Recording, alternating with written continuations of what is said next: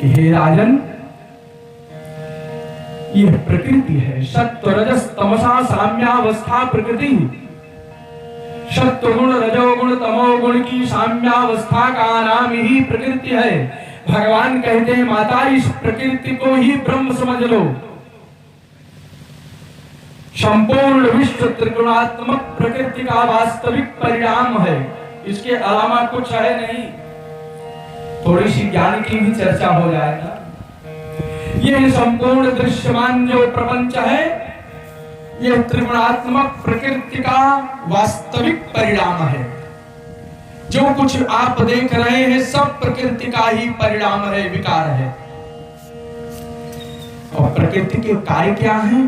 प्रकृति के कार्य आप गिन लीजिए। पंच महाभूत, पहला कार्य है पंच महाभूत। पृथ्वी, पृथिव्य तेजो वायु आकाश, पंच महाभूत है। पृथ्वी, जल, तेज, वायु, आकाश, ये पंच महाभूत है। ये प्रकृति के कार्य हैं।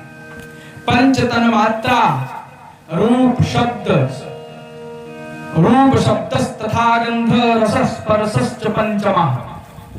रूप शब्द गंध रस स्पर्श, ये पंच तन मात्राएं हैं। ये क्या है? ये पृथ्वी के कार्य हैं। हे माता, पंच ज्ञानेंद्रियां हैं, ये भी पृथ्वी के कार्य हैं। श्रोत्रम, त्वक, चक्षुः, जिह्वा, घ्राणं ज्ञानेंद्रियाणि।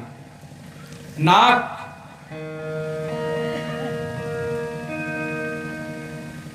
कान, जिह्वा, आंख और ये त्वचा, ये पंच ज्ञानेंद्रियां कहीं जाती हैं। ये पृथ्वी के कार्य हैं। कहा हे माता, पंच कर्मेंद्रियां भी हैं। पंच कर्मेंद्रियां कौन है? वाक् पाणि पाद पायु उपस्थानि कर्मेंद्रियाणि। हाथ, पैर, मुख, वाणी, तीन हो गया। मलमूत्र के मार्ग, ये पंच कर्मेंद्रियां हैं। इन पंच कर्मेंद्रियां, पंच ज्ञानेंद्रियां, ये पंच तन्मात्राएं, ये पंच महाभूत कितने हो गए? पचम 25। पंच महाभूत 1, पंच तन्मात्रा 2, पंच ज्ञानेंद्रिया 3, पंच कर्मेंद्रिया 4, तो 5 चौक 20 हुआ। और अंतःकरण चतुष्टय, मन बुद्धि अहंकार चित्त। मन, बुद्धि, अहंकार और चित्त, ये 4 मिलाकर के 24 तत्वों को प्रकृति का कार्य माना जाता है। ये 24 तत्व ही प्रकृति के कार्य हैं। और ये सत्व रजस तमसा साम्यावस्था जो प्रकृति है, ये संपूर्ण विश्व त्रिगुणात्मक प्रकृति का ही परिणाम लेकर के बैठी हुई है, विराजमान है। हे माता, 25वें तत्व केवल भगवान है। उनकी प्रेरणा से प्रकृति से महत्त्व उत्पन्न हुआ। महत्त्व में विकार होने के कारण जब अहंकार तत्व उत्पन्न हुआ, तो अहंकार में जब विकार हुआ तो अहंकार के 3 पुत्र हो गए। ये अहंकार 3 प्रकार से हो गया। एक वैकारिक, दूसरा तेजस और तीसरा तामस अहंकार हो गया। वैकारिक अहंकार से हे माता, उभयात्मक मन और दिशा, वायु, सूर्य, वरुण, अश्विनी कुमार, अग्नि, इंद्र, विष्णु, मित्र और प्रजापति का जन्म हुआ। संकल्पात्मक और विकल्पात्मक जो मन है, ये 2 प्रकार का है। एक शुद्ध मन है, एक अशुद्ध मन है। दास ने भी निवेदन किया था, इस मन का निर्माण सात्विक अहंकार से होता है और देवताओं की उत्पत्ति भी सात्विक अहंकार से होती है। कहते हैं इसी प्रकार से तेजस अहंकार से 10 इंद्रियां उत्पन्न हो जाती हैं।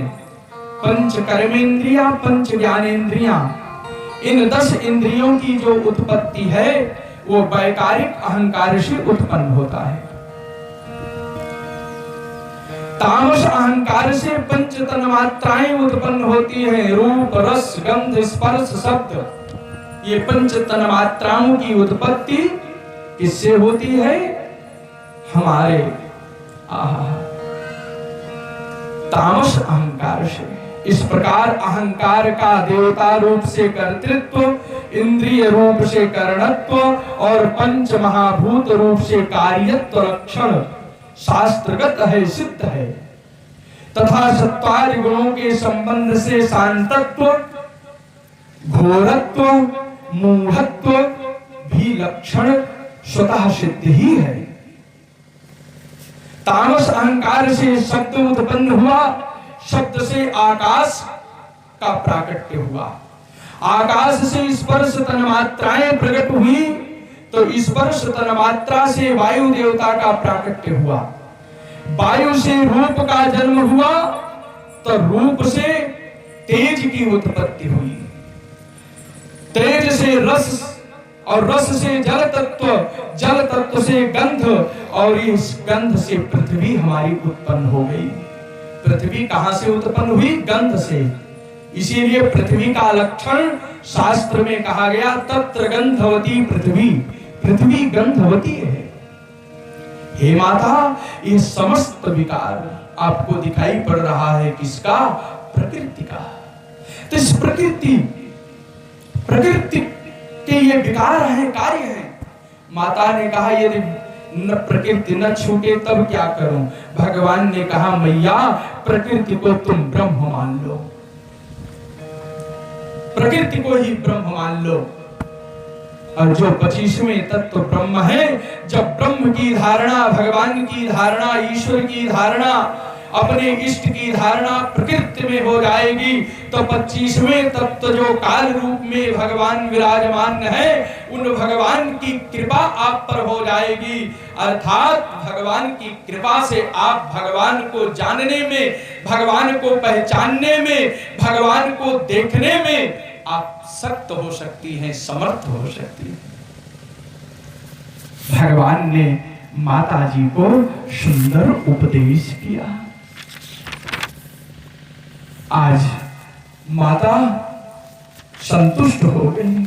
जिसको मैंने गर्भ में धारण किया, जिसको मैंने पाल पोष करके बड़ा किया, उस पुत्र के द्वारा आज पर ब्रह्म परमात्मा का अनुसंधान हो रहा। अब तो मैया भगवान का दर्शन करने लगी। सबसे पहले चरण का ध्यान किया है। भगवान के बताए हुए नियम के अनुसार माता देवहूति ने भगवान के श्री चरणार बिंदों का ध्यान किया है। फिर भगवान के घुटने का ध्यान किया है, भगवान की जंघा का ध्यान किया है, भगवान के नाभि सरोवर की विधि का वर्णन, वक्षस्थल में और गले में कौस्तुभ मणि का चिंतन, चारों भुजा सुदर्शन चक्र शंख आदि का ध्यान माता ने किया है। कौमुदी गदा वनमाला कौस्तुभ मणि, अंत में भगवती ने भगवान के मुखमंडल का ध्यान किया है। मुखमंडल का ध्यान करती हुई माता ने अपने पुत्र के उपदेश से भगवान की मंगलमयी चितवन का ध्यान किया है। चितवन का ध्यान करती करती माता भगवान के भावों का ध्यान करती है। भगवान के भाव का ध्यान करती है। अब भाव के बाद अब किसका ध्यान करेंगी? भगवान की हास्य छटा का ध्यान करती है, मुस्कुराहट का ध्यान करती है। ध्याना यनम प्रहसितम बहुलाधरोष्ठ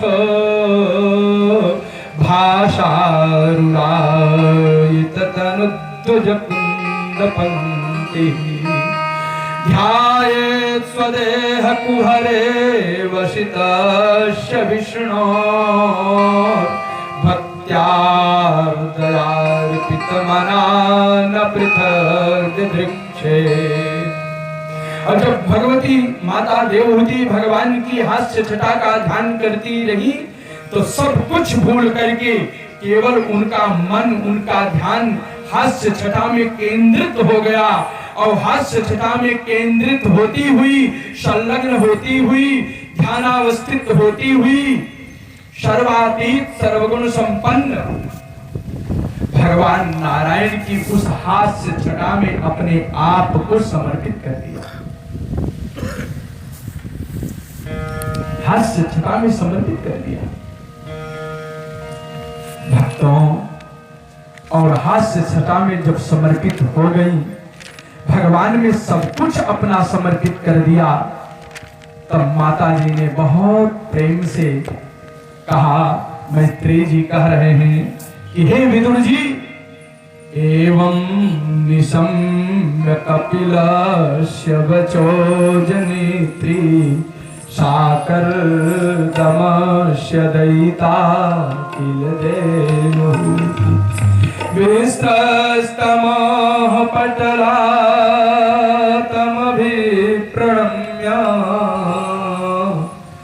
तुष्टाव तत्त्वविषयान् कितसिद्धभूमिं तुष्टाव तत्त्वविषयान् कितसिद्धभूमिं। हे विदुर जी, श्री कपिल भगवान के वचन सुनकर करदम की प्रिय पत्नी माता देवहूति के मोह का पर्दा फट गया। वह तत्व प्रतिपादक सांख्य शास्त्र के ज्ञान को आधार भूमि भगवान श्री कपिल जी को प्रणाम करके उनकी स्तुति करती हुई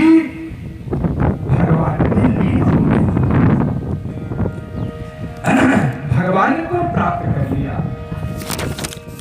और जब भगवान को प्राप्त किया तो जो भगवान को प्राप्त करता है उसके मुख से क्या आवाज निकलती है? वो तो केवल एक ही वाणी कहता है। कह दूं कि न कह दूं? अब हमारे प्रभाकर है इसलिए कह दे रहा हूं, आप बैठे। एक ही वाणी निकलती है और वो वाणी कहो तो वेद के अनुसार, वेद की ऋचाओं से कह दूं अथवा सरगम की साधना से आप तक पहुंचाने का प्रयास करूं। माता एक वाणी कह रही हैं कि भगवान तुम्हारे चरणों में मैं तुझे रिझाने आई हूँ।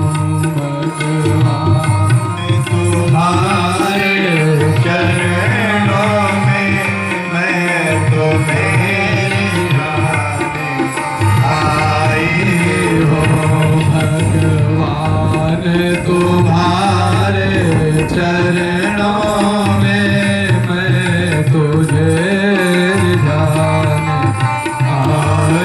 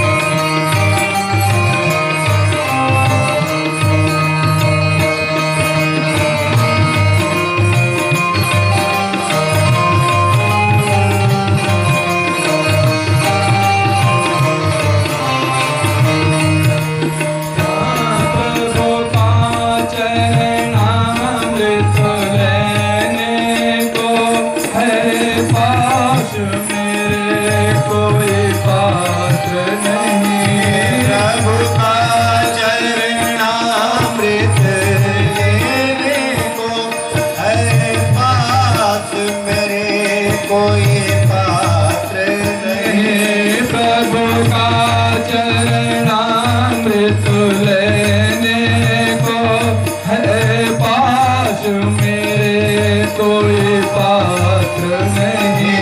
प्रभु का चरणामृत लेने को है पास मेरे कोई पात्र नहीं।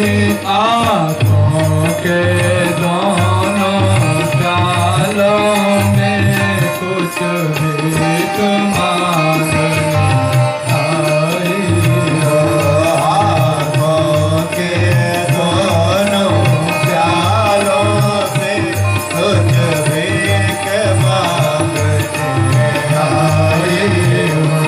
भगवान तुम्हारे चरणों में मैं सिर जाने आई हो।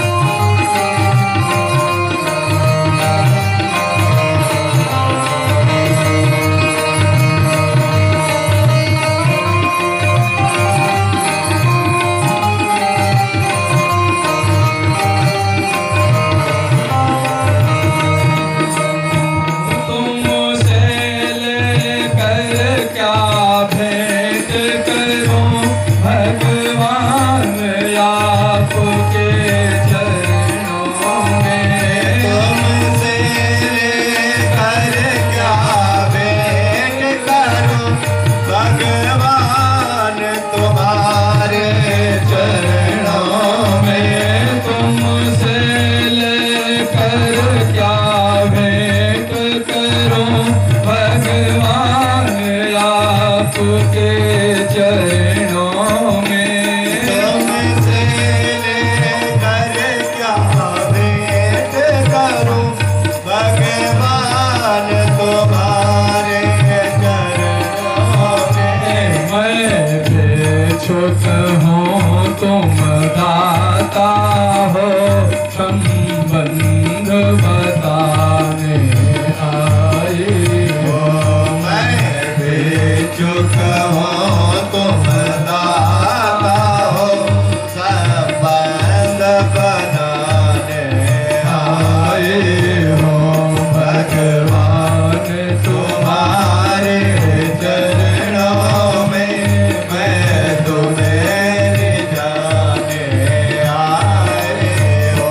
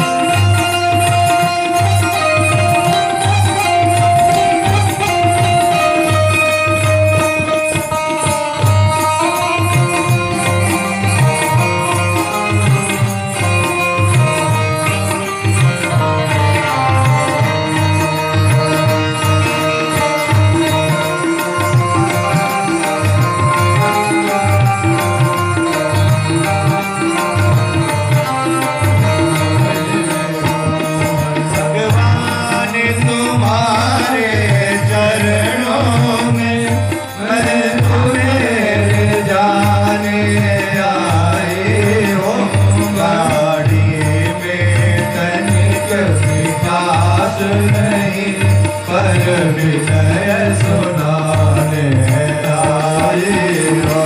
वाणी में तनिक मिठास नहीं पर विनय सुनाने आए हो। भगवान तुम्हारे चरणों में विनय सुनाने आए हो। य इदमनुसृणोति यो विधत्ते कपिलमुनेर्मतमात्मयो गुह्यम् भगवति कृतधीः सुपर्णकेता उपलभते भगवत पदारविन्दम्।